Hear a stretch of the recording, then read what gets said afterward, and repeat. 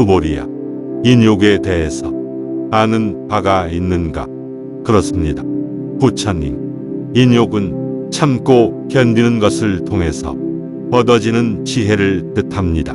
수보리야, 깨달은 자에겐 인욕에 의한 깨달음은 인욕에 의한 깨달음이 아닌 것과 같은 것이다.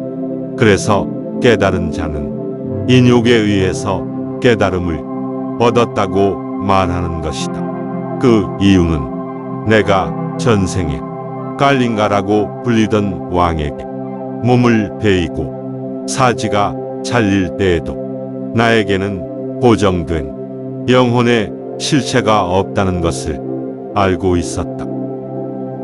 만약 고정된 영혼의 실체가 있다고 생각했다면 마땅히 화내고 원통한 마음을 일으켰을 것이다. 하지만 나는 과거 500생 동안 인욕을 수행할 때 고정된 영혼의 실체가 없다는 것을 알고 있었기 때문에 그러한 마음을 일으키지 않았다. 이와 같이 착한 사람은 마땅히 모든 대상에는 고정된 실체가 없다는 깨달음의 마음을 내어야 할 것이니 보여지는 아름다움, 들려오는 좋은 소리, 맡을 수 있는 좋은 향기, 입으로 느끼는 좋은 맛, 만질 수 있는 부드러운 감촉, 깨달음의 법 그리고 법 아닌 것들, 이와 같은 7가지의 머무는 마음이 일어나도록 해서는 안 된다. 무엇에도 머물지 않는 마음이 일어나도록 해야 한다. 왜냐하면 마음을 머물러 있게 하는 그것은 절대로 머물러 있지 않기 때문이다. 즉, 머물러 있는 고정된 실체는 없다는 것이다. 이런 이유로 깨달은 자는 착한 사람에게 마땅히 어디에도 머물지 않는 마음으로 말과 행동과 생각을 하고 깨달음을 전해야 한다고 말하는 것이다. 부처님께서 계속 말씀하셨다. 착한 사람은 이와 같이 모든 존재에게 이익을 주겠다는 생각으로 깨달음을 전해야 한다. 깨달은 자가 설명한 생각이란 곧 생각이 아닌 것과 같으며 존재라고 하는 것도 존재가 아닌 것과 같은 것이다. 깨달은 자는 참된 것을 말하고 진실을 말하고 있는 그대로를 말하며 거짓을 말하지 않는다. 깨달은 자가 얻은 깨달음이란 참된 것에도 머물지 않고 거짓된 것에도 머물지 않는다. 만약 어떤 사람이 깨달음의 법에 머물거나 법 아닌 것들에 머무는 마음으로 말과 행동과 생각을 한다면 이것은 마치 사람이 어둠 속에서 앞을 볼 수 없는 것과 같으며 만약 어떤 사람이 깨달음의 법에 머물지 않고 법 아닌 것들에도 머물지 않는 마음으로 말과 행동과 생각을 한다면 이것은 마치 눈 밝은 사람이 밝은 햇빛 아래서 모든 것을 보는 것과 같다. 착한 수보리야, 장차 미래의 세상에 착한 사람이 있어서 이 법문을 받아들이고 읽고 이해하고 남들을 위해 들려주고 보여준다면 깨달음이 그 사람을 보고 있고 알고 있기 때문에 헤아릴 수 없고 측량할 수 없는 좋은 과보를 받게 될 것이다.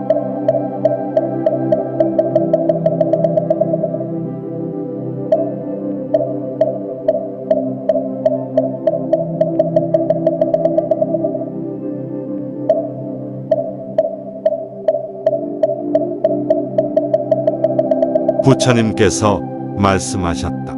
만약 어떤 사람이 매일 아침마다 몸을 바쳐서 수행을 하고 낮에도 저녁에도 이와 같이 수행하기를 겐지스강에 모래알 수만큼 수없이 반복하는데 이것을 백천만억 겁의 세월 동안 계속 한다고 했을 때 어떤 또 다른 사람은 이 법문을 듣고 비난하지 않을 수 있다면 이 사람의 과보는 몸을 바쳐 수행한 사람보다 훨씬 뛰어나다.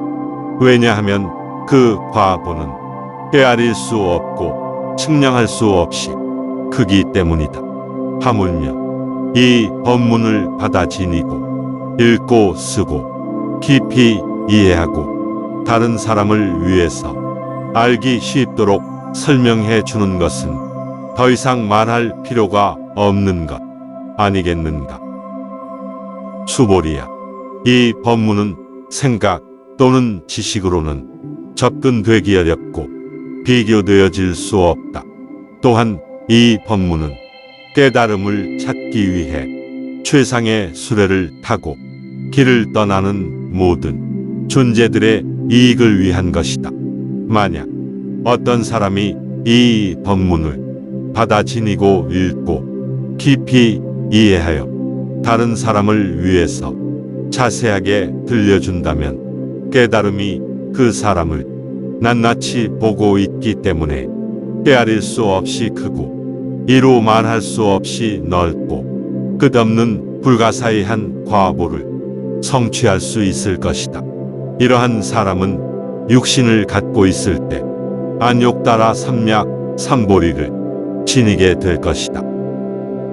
수보리야, 그 이유는 무엇이겠는가? 이 법문은 하찮은 믿음을 가진 자에겐 들려지지 않으며 고정된 영혼의 실체가 있다는 견해를 가진 이들에게도 들려지지 않기 때문이다. 그러므로 그들은 받아 지니거나 읽거나 깊이 이해할 수 없을 것이다. 수보리야, 만약 어디에 있더라도 이 법문이 있는 곳이라면 천상계에서 지옥계의 신들이 모두 찾아와서 반드시 정중하게 모실 것이다. 이곳은 부처님을 모신 탑과 같으므로 그들은 이곳에 인사를 하고 둘레를 돌며 온갖 아름다운 꽃과 향을 뿌려줄 것이다.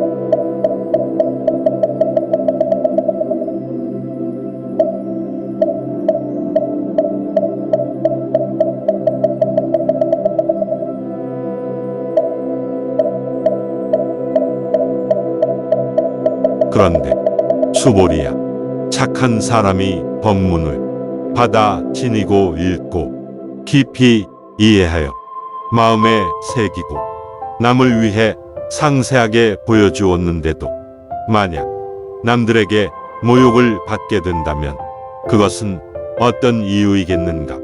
수보리야, 그것은 전생의 죄업이 이 법에 의해 파괴되면서 발생한 과보 때문이다. 하지만 그는 이런 모욕을 받음으로써 전생에 지은 죄업은 깨끗이 소멸되고 반드시 안욕따라 삼약 삼보리를 찾게 될 것이다. 내가 지난날에 헤아릴 수 없는 천만억 년 이상의 시간을 생각해 보면 연등 부처님을 뵙기 전 804천만억 나유타의 무수히 많은 부처님을 다 만나 뵙고 모두 공양하고 그 뜻을 받들고 단 한 분도 그냥 지나쳐 버리지 않았다. 참고로 나유타의 뜻이란 10의 60제곱을 의미하는 수치적 개념입니다. 그리고 그 모든 부처님들은 나로 인해서 기뻐하셨다. 만일 어떤 사람이 훗날 말법의 시기 이 법문을 받아 지니고 읽고 이해하고 다른 사람에게 자세하게 보여준다면 수보리야, 내가 모든 부처님께 공양한 과보는 그 사람의 과보의 1000분의 1에도 미치지 못할 뿐 아니라 1000만억분의 1보다 훨씬 더 작을 것이다.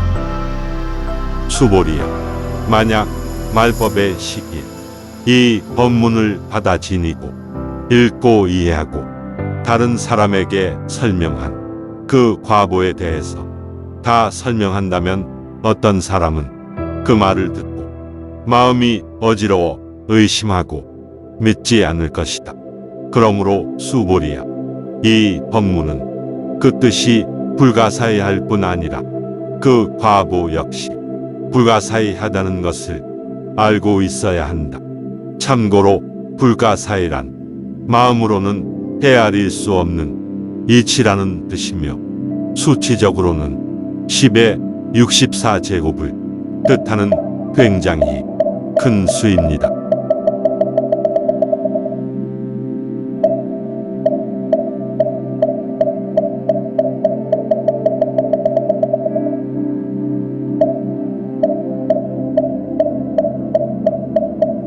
며칠이 지나고 다시 법회가 열렸다. 수보리는 부처님의 발에 머리가 닿도록 인사를 올리고 돌아와서 자리에 앉았다. 잠시 후 수보리가 일어나서 오른쪽 무릎을 땅에 닿게 하고 합장을 했다. 그리고 부처님께 법문을 청하기 위해서 질문을 했다.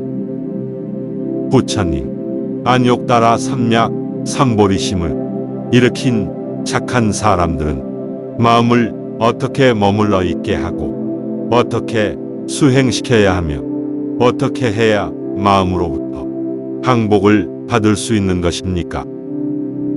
부처님께서 말씀하셨다. 수보리야, 착한 사람들은 안욕다라 삼약 삼보리심으로 다음과 같은 마음이 일어나도록 해야 한다. 모든 존재들은 하나도 남김없이 나에 의해서 타고 있는 불이 완전히 꺼진 상태에서 타고 있는 불을 완전히 끄겠다는 생각이 있어야 한다. 이 말은 굉장히 압축된 표현입니다. 수보리가 첫째 날의 첫 번째 질문과 비슷하게 했기 때문에 이번에는 부처님께서 비유를 통해서 다른 답을 주셨습니다. 모든 존재의 산란한 마음을 타고 있는 불에, 그리고 깨달은 자의 깨달음을 꺼진 불에 비유했습니다. 풀어서 설명하자면 모든 존재의 불처럼 타는 마음을 나에 의해서 완전히 꺼지게 한 후 거기에 머물러 있지 않고 나에 의해서 법을 전했다는 생각도 불처럼 타는 마음이므로 그 불마저 완전하게 끄라는 뜻입니다. 부처님께서 계속 말씀하셨다. 그리고 완전히 불을 꺼지게 한 것은 완전히 불을 꺼지게 한 것이 아닌 것과 같다는 생각이 있어야 한다. 그 이유는 무엇이겠는가? 수보리야, 만약 착한 사람이 생각하기를 내가 남을 도와주었다라고 스스로를 드러내거나 칭찬하게 되면 스스로의 영혼에 집착이 발생하기 때문이다. 이와 같이 안욕다라 삼약 삼보리의 마음을 드러내는 법이란 없는 것이다. 내가 전생에 연등 부처님이 계셨을 때 안욕다라 삼약 삼보리를 얻은 어떤 법이 있었겠는가? 수보리가 대답했다. 아닙니다. 부처님, 전생에 부처님께서 안욕다라 삼약 삼보리를 얻게 한 어떤 법이란 없습니다. 부처님께서 말씀하셨다. 그렇다. 수보리야, 실제로 어떤 법 없이 안욕다라 삼약 삼보리를 찾은 것이다.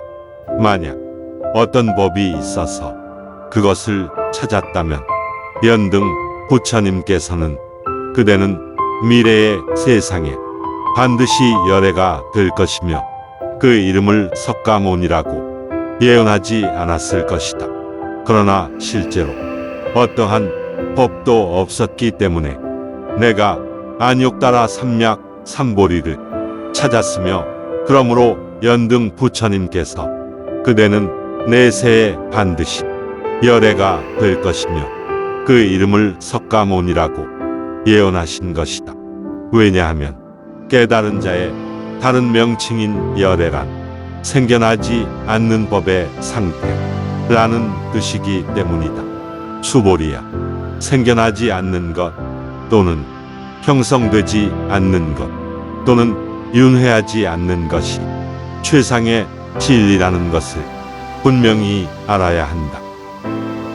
만약 깨달은 자 열애에 의해서 안욕따라 삼약 삼보리는 견고하게 정해진 어떤 법이 되었다라고 누군가가 말한다면 그는 거짓을 말하는 것이며 사실이 아닌 것을 이용하여 나를 비방하는 것이다. 왜냐하면 안욕따라 삼약 삼보리를 찾았다고 한다면 정해진 법이 없었기 때문에 그것을 찾은 것이기 때문이다. 즉 견고하게 정해진 어떤 법이란 존재하지 않는 것이다. 깨달은 자 열애에 의해서 제시된 법에는 참된 것도 존재하지 않고 허망함도 존재하지 않는다. 그러므로 열애는 모든 법은 깨달음의 법 또는 불법이라고 말하는 것이다. 참고로 불법은 불교의 법 또는 불교의 가르침을 뜻하는 명칭입니다. 수보리야, 그 이유는 무엇이겠는가?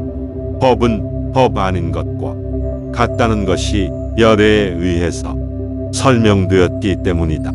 그러므로 모든 법은 깨달음의 법이 되는 것이다. 예를 든다면 어떤 존재가 위대하다는 것과 같은 이치이다. 수보리가 부처님께 말씀드렸다.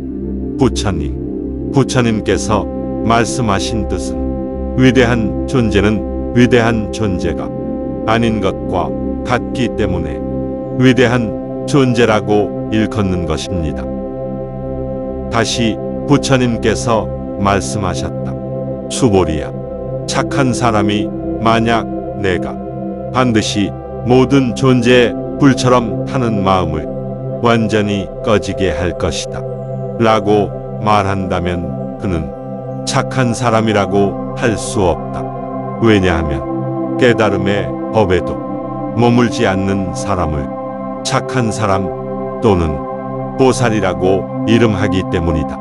수보리야, 모든 존재라는 것도 존재가 아닌 것과 같다고 열애에 의해서 설명되었기 때문에 그래서 모든 존재라고 말하는 것이다. 이와 같이 모든 깨달음의 법은 고정된 영혼의 실체가 없다는 무아법으로 통하는 것이다.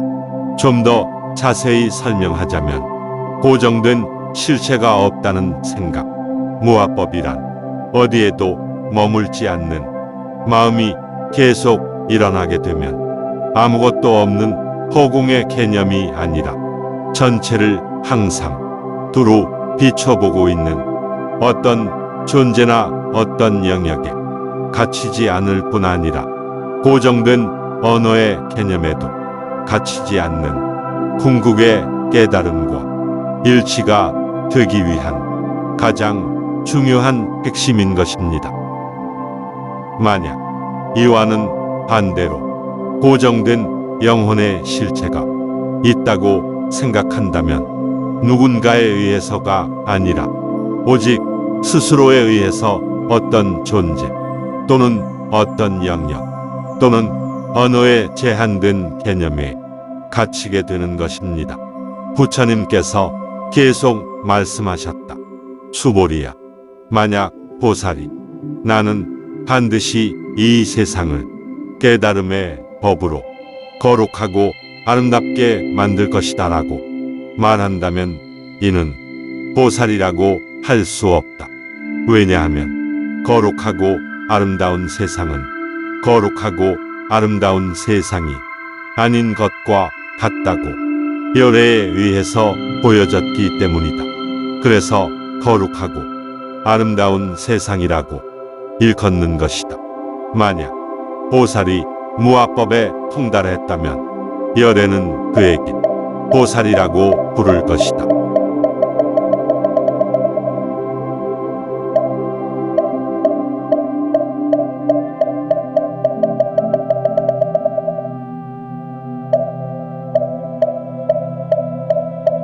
수보리야, 5가지의 눈에 대해서 알고 있는가? 수보리가 대답했다. 그렇습니다. 부처님, 5가지의 눈이란 첫 번째 육신의 눈, 두 번째 하늘의 눈, 세 번째 지혜의 눈, 네 번째 법의 눈, 5번째 깨달음의 눈입니다. 그렇다면 수보리야, 열애는 5가지의 눈을 갖고 있다고 생각하는가? 그렇습니다. 부처님께서는 5가지의 눈을 갖고 계신 것으로 알고 있습니다. 육신의 눈으로는 주관과 객관의 분별을 없애는 것을 봅니다. 하늘의 눈으로는 모든 존재들의 윤회를 보고 부처의 성품을 봅니다. 지혜의 눈으로는 무아법으로 어리석음을 없애고 만물을 통찰합니다. 법의 눈으로는 깨달음의 법에 집착하려는 마음을 없애는 것을 봅니다. 그리고 깨달음의 눈으로는 맑고 깨끗하여 전체를 원만하고 밝게 비춰봅니다. 수보리야, 겐지스강의 모래알을 기억하는가? 그렇습니다. 부처님께서 모래알을 말씀하신 적이 있습니다. 그렇다면 수보리야, 겐지스강의 모래알 수만큼이 겐지스강이 있고 거기에 모든 모래알 수만큼 이 세계와 같은 세계가 있다면 과연 많다고 할 수 있겠는가? 그렇습니다. 부처님, 엄청나게 많습니다. 부처님께서 말씀하셨다. 수보리야, 열애는 그렇게 많은 그 모든 세계 안에 있는 모든 존재들의 여러 가지 마음이 흘러가는 것을 5가지의 눈으로 완전하게 보고 있다. 열애가 말하는 마음이 흘러가는 것은 마음이 흘러가는 것이 아닌 것과 같기 때문에 그래서 마음이 흘러가는 것이라고 말하고 있는 것이다. 왜냐하면 과거의 마음도 알 수 없고 미래의 마음도 알 수 없으며 현재의 마음도 알 수가 없기 때문이다.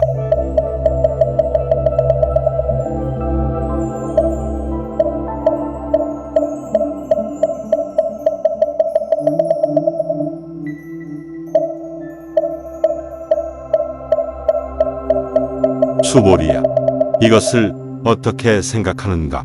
만약 어떤 사람이 3000배천세계 7가지 귀한 보석을 가득히 채워서 아름답게 꾸미고 부처님을 위해서 큰 사원을 짓고 맛있는 음식을 공양하고 좋은 옷을 바친다면 이것으로 인한 복덕의 과보는 많다고 생각하는가? 그렇습니다. 부처님, 그 인연으로 인한 복덕은 엄청나게 많습니다. 부처님께서 말씀하셨다. 그렇다. 수보리야, 그것은 많은 복덕을 가지고 온다. 왜냐하면 많은 복덕은 많은 복덕이 아닌 것과 같기 때문이다. 만약 정말로 거기에 많은 복덕이 있다면 깨달은 자는 많은 복덕이라고 말하지 않았을 것이다. 좀 더 추가해서 설명드리겠습니다. 전반부의 금강경 논법을 확인하는 과정입니다. 그렇기 때문에 문장이 조금씩 짧아지고 있습니다. 이후로도 이와 같은 방식으로 전개됩니다. 혹시 이해가 안 되시는 분이 있다면 금강경 일부를 먼저 들으시길 바랍니다.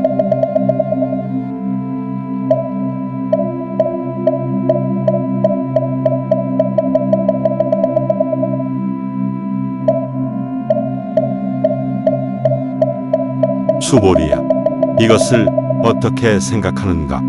모든 형상을 온전히 갖춘 사람을 열애라고 할 수 있겠는가?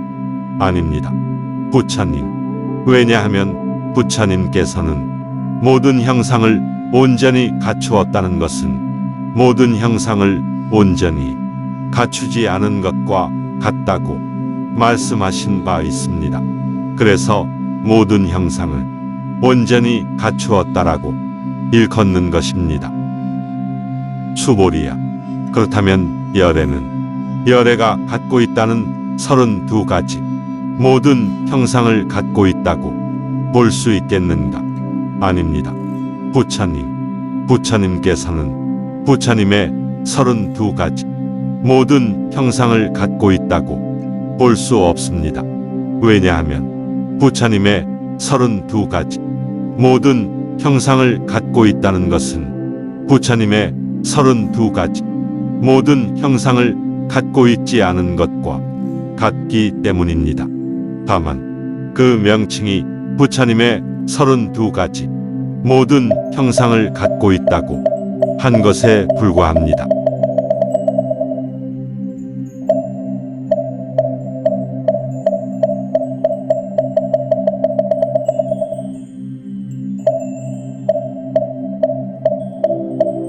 부처님께서 말씀하셨다.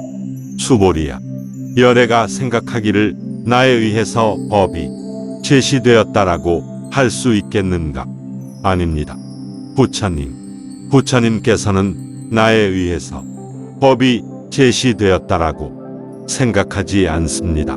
수보리야, 만약 어떤 사람이 열애가 법을 제시했다 라고 말한다면 그는 거짓을 말하는 것이며 존재하지 않는 것으로 나를 비방한 것이다.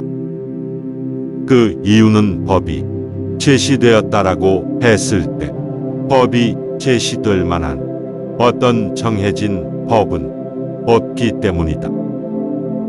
이때 수보리가 부처님께 질문을 드렸다. 부처님, 미래의 말법 시기가 되어 바른 법이 파괴되었을 때 이와 같은 법을 듣고 확실한 믿음을 내는 존재가 있겠습니까? 부처님께서 말씀하셨다. 수보리야, 존재는 존재가 아닌 것과 같다고 열애가 말한 바에 의해서 존재라고 한 것이다.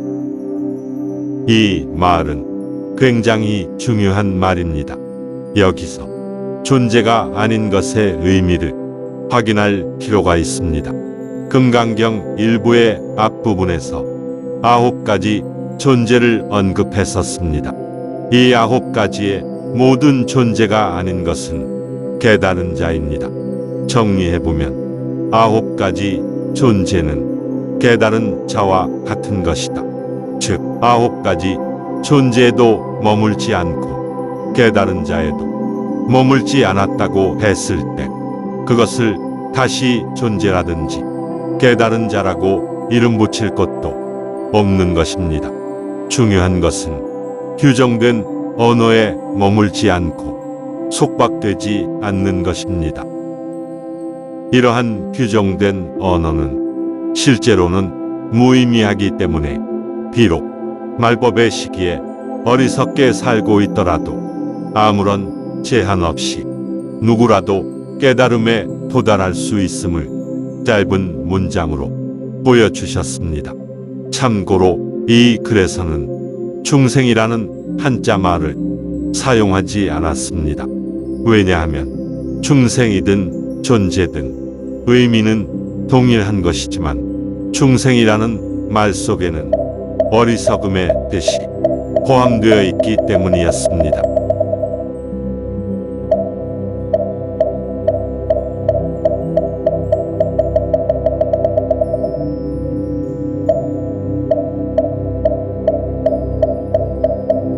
이것을 어떻게 생각하는가?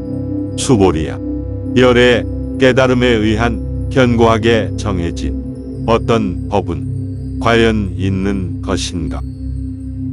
수보리가 대답했다. 없습니다. 부처님, 부처님에 의한 견고하게 정해진 법이란 없습니다. 부처님께서 말씀하셨다. 그렇다.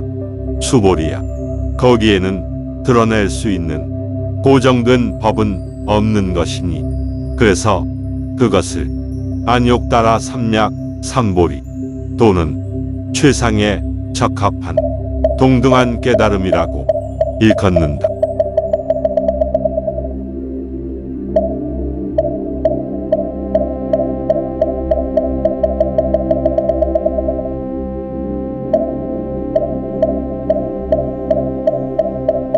또한 수보리야.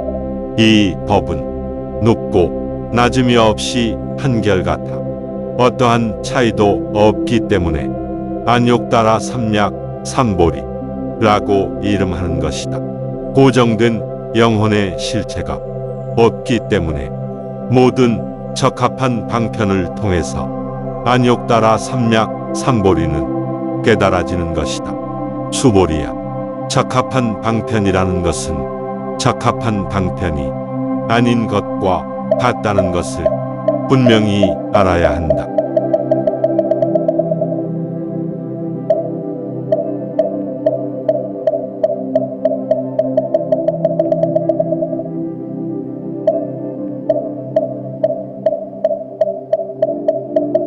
수보리야. 어떤 사람이 7가지 귀한 보석을 끝이 보이지 않을 만큼 큰 수메르 산만큼 쌓아서 안욕따라 삼약 삼보리를 설명하는 열애에게 바쳤다고 생각해보자.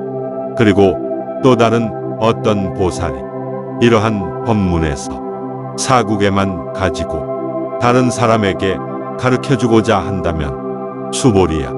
전자의 복덕의 과보는 부자의 복덕의 과보에 100분의 1에도 미치지 못한다.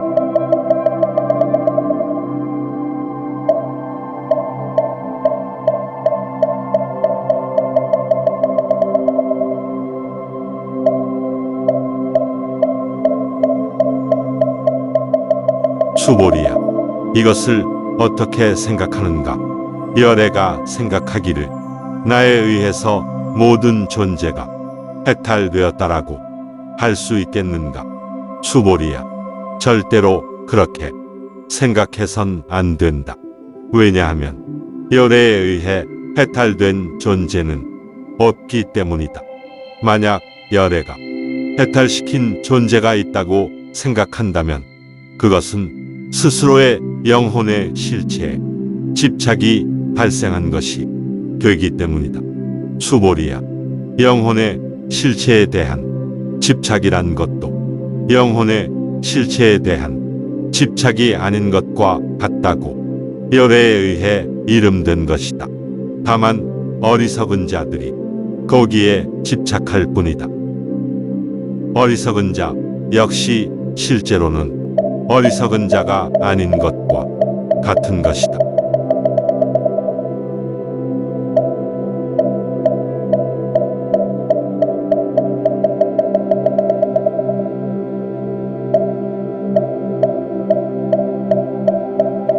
수보리야. 이것을 어떻게 생각하는가? 온전히 갖춰진 모습으로 열애가 보여지겠는가? 아닙니다. 부처님의 말씀에 따르면 열애는 온전히 갖춰진 모습이라고 볼 수 없습니다. 훌륭하구나. 수보리야. 그 이유는 무엇인가 하면 수보리야. 만약 온전히 갖춰진 모습으로 열애가 보여진다면 전륜성왕도 열애라고 보여질 수 있기 때문이다. 참고로 전륜성왕이란 간단히 말하자면 전 세계를 지배하는 강력한 왕입니다. 그러므로 온전히 갖춰진 모습으로는 열애라고 볼 수 없는 것이다. 이때 부처님께서 말씀하셨다. 만약 형상 또는 외모를 통해서 나를 찾거나 소리 또는 음성을 통해서 나를 찾는 것은 헛된 짓이니 이 사람들은 나를 볼 수 없을 것이다. 이것은 금강경의 세 번째 사구계로 중요한 구절입니다. 계속해서 말씀하셨다. 열애는 오직 법을 통해서만 보여진다. 왜냐하면 열애는 법을 몸으로 삼기 때문이다. 그러나 법은 드러나지 않는 것처럼 드러나기 때문에 알 수가 없다. 그 이유는 법은 인식될 수가 없기 때문이다.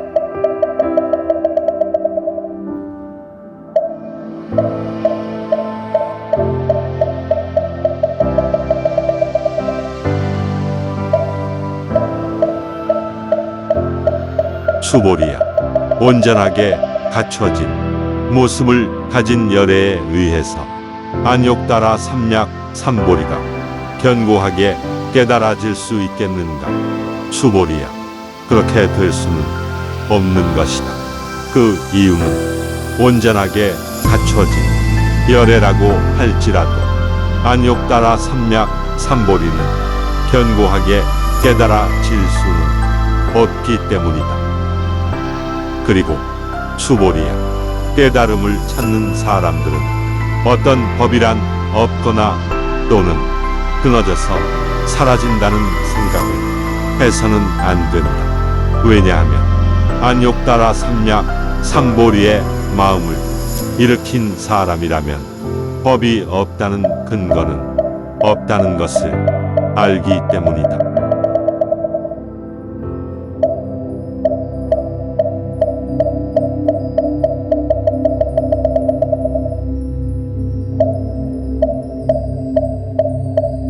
수보리야, 어떤 사람이 겐지스강에 있는 모래알수만큼의 이 세계와 같은 세계를 귀한 보석으로 가득히 채우고 열애를 위해서 아름답게 장식하여 열애에게 바친다고 생각해보자. 그리고 어떤 보살이 있어서 영혼의 실체가 없으며 생겨남이 없는 법 또는 윤회하지 않는 법을 알고 인욕을 수행하여 성취한다면 이 보살의 복덕의 과보는 전자의 복덕의 과보보다 측량할 수 없이 헤아릴 수 없이 무한히 많을 것이다. 그리고 수보리야, 보살이라면 복덕의 과보를 받겠다는 생각이 없어야 한다. 이때 수보리가 부처님께 말씀드렸다. 부처님, 어떻게 해서 보살은 복덕의 과보를 받지 않는 것입니까? 부처님께서 말씀하셨다. 복덕을 받는다는 것은 복덕을 받지 않는 것과 같기 때문이다. 그래서 복덕을 받지 않는다고 일컬어지는 것이다. 중요한 내용이므로 설명을 드리겠습니다. 행복은 행복이 아닌 것과 같기 때문에 그래서 행복이라는 예를 든 적이 있습니다. 이때 두 개의 단어 중에서 깨달음에 가까운 행복에 비중을 둔 것입니다. 여기에서도 살펴보자면 복덕을 받는 것과 복덕을 받지 않는 것을 비교해 보면 둘 다 좋은 뜻처럼 보이기 때문에 헷갈릴 수도 있습니다. 그러나 복덕을 받는다는 것은 스스로의 영혼의 실체가 있다는 생각에 집착을 발생시킬 수 있기 때문에 부처님께서는 이것을 경계하기 위해서 복덕을 받지 않는다고 말씀하신 것입니다. 한 번 더 정리드리자면 금강경 논법에 의해서 복덕을 받겠다는 것에도 머물지 않고 복덕을 받지 않겠다는 생각에도 머물지 않는 것, 이것을 일컬어서 복덕을 받지 않는 것이라고 자세하게 알려주시고 있습니다.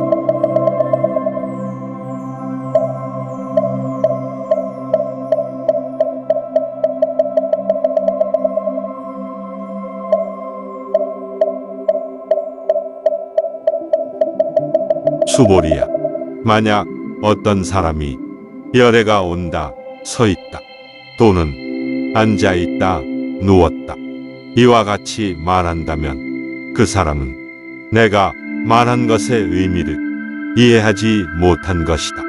그것은 어떤 이유이겠는가? 수보리야, 열애는 어디로 가지도 않고 어디로부터 오지도 않기 때문이다. 그래서 안욕따라 삼약 삼보리를 갖춘 열애라고 일컫는 것이다.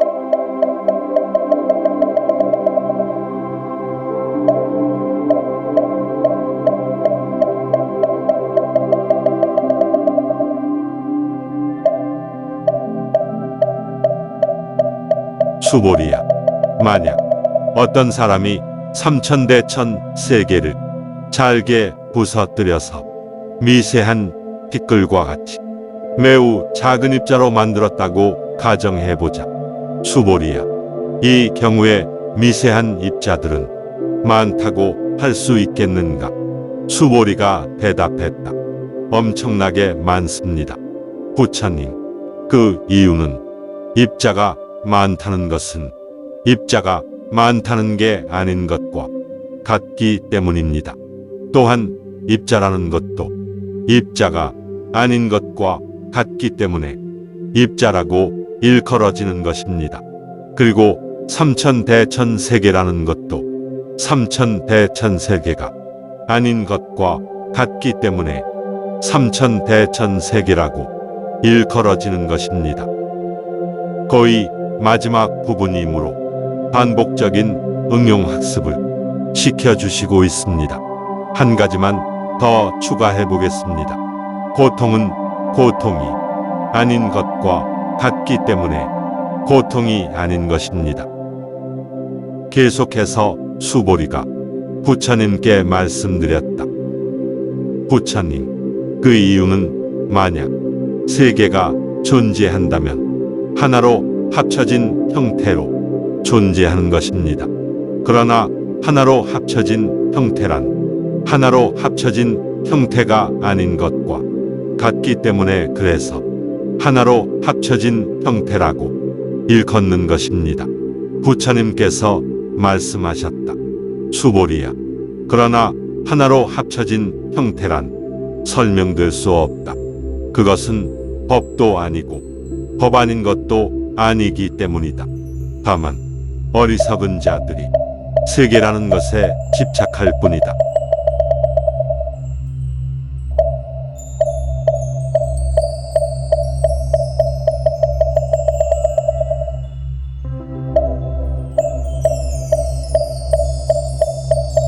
수보리야, 그것은 어떤 이유인 것일까?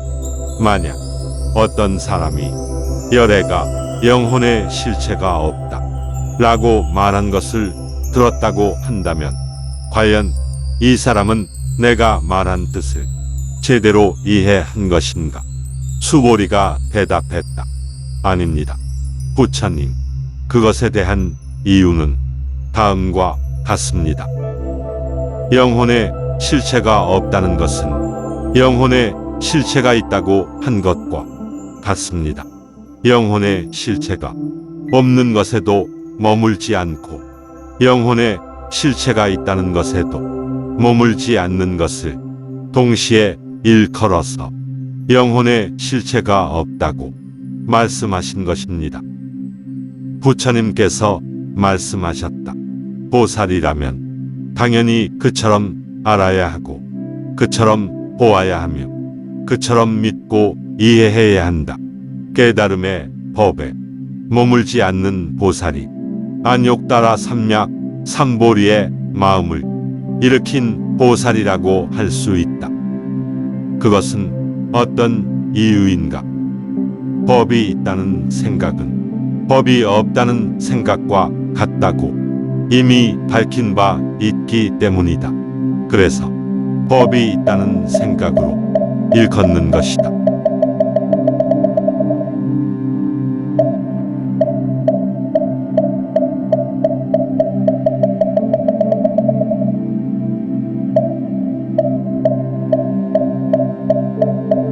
수보리야, 만약 어떤 사람이 측량할 수 없고 헤아릴 수 없이 무수히 많은 세계를 귀한 보석으로 가득히 아름답게 꾸미고 또한 열애를 위해서 사원을 짓고 좋은 음식과 좋은 옷을 바친 것과 또 다른 어떤 보살이 있어서 이 법문의 사국에 하나만이라도 읽고 깊이 이해해서 남들을 위해 자세하게 보여준다면 후자의 과보는 전자의 과보를 훨씬 능가할 뿐만 아니라 측량할 수 없고 헤아릴 수 없이 큰 좋은 과보를 가지고 올 것이다.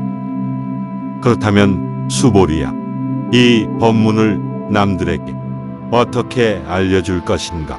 그것은 알려주지 않는 것과 같이 알려주어야 한다. 앞에서 나온 바와 같이 알려준다는 생각에도 머물지 않고 알려주지 않는 생각에도 머물지 말라는 뜻입니다. 그리고 부처님께서 금강경 마지막 법문을 다음과 같이 말씀하셨습니다. 그 이유는 과연 무엇이겠는가? 수보리야, 모든 존재는 마치 등불과 같고 반짝이는 별빛과 같고 이슬과 같고 환영과 같고 물거품과 같고 꿈과 같고 번개와 같고 구름과도 같기 때문이다. 이것은 금강경의 마지막 네 번째 사국에이며 중요한 내용입니다. 부처님의 눈, 5가지의 눈에 보여진 인간은 견고한 결합체가 아니라 마치 아른거리는 별빛이나 잡힐 듯 안 잡히는 물거품과 같이 생겨나고 사라짐을 끝없이 반복하는 불쌍한 존재입니다. 하지만 법을 알고 있는 사람이나 알고 있지 못한 사람 모두 깨달음의 씨앗을 갖고 있는 부처님의 소중한 자식입니다. 그러므로 어떤 것을 남에게 알려줄 경우 발생할 수 있는 높고 낮음의 차이를 경계하신 것입니다. 그리고 어떤 것을 남에게 알려주기 위해서는 어떤 것을 공부해야 하듯이 금강경을 적당히 알고 있지 말고 마치 누구에게 설명해 주기 위해 공부하듯이 공부하라는 뜻입니다. 왜냐하면 그것이 무한히 큰 이익을 가져온다는 것은 본문에서 이미 여러 번 언급되었기 때문입니다. 그래서 알려준다는 것에도 머물지 않고 알려주지 않는 것에도 머물지 않고 알려주라는 금강경 특유의 논리로 알려주셨습니다. 법문의 마지막까지도 걱정스러운 마음으로 세세하게 일러주시고 있는 부처님의 자비심을 알았으니 만약 죽을 만큼 힘든 현실일지라도 또는 죽음의 두려움이 있을지라도 금강경의 법 중의 법 안욕따라 삼약 삼보리법으로 불어서 끄시길 기원합니다.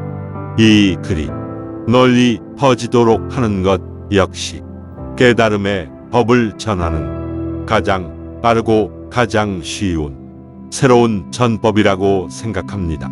금강경을 이해하는데 도움이 되셨다면 구독과 좋아요 눌러주시면 감사하겠습니다. 그럼 소희는 이만 물러나겠습니다. 깨달음으로 넘쳐 흐르는 극락에서 뵙겠습니다. 이와 같이 부처님께서 법문을 마치셨다. 수보리를 포함한 1250명의 제자들 그리고 세상에 온 천신들과 아수라들은 더욱 큰 믿음을 갖게 되어 매우 기뻐하며 부처님께 공양을 올렸다.